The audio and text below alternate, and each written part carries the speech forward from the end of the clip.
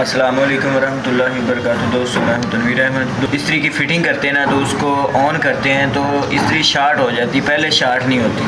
तो उसका मसला ये होता है कि ये वाला जो थर्मोस्टेट का नीचे वाला पॉइंट होता है ना, यहाँ पे एडजस्टमेंट वाली तार जिसको हम कहते हैं, जो ऊपर से एडजस्टमेंट करते हैं, तो जब उसको हम ऑन करते हैं ना, ये वाली जो पतरी है ना, ये वाली पतरी इसके साथ टच होगी तो फ़ौरन ये इस्त्री शार्ट हो जाती। तो इसका क्या हल हो सकता है? इसके दो हल हैं दोस्तों। ये नोक प्लासी लेकर इस पतरी को थोड़ा सा हम आगे से ऊपर उठा दें।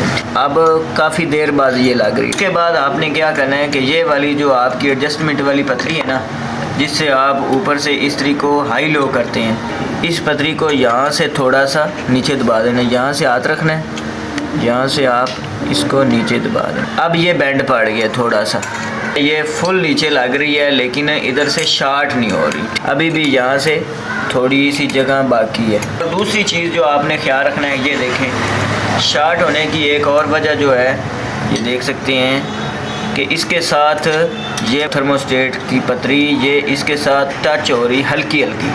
ये जो थर्मोस्टेट है ये थोड़ा सा इधर होगा और ये थोड़ी सी इस तरफ होनी चाहिए।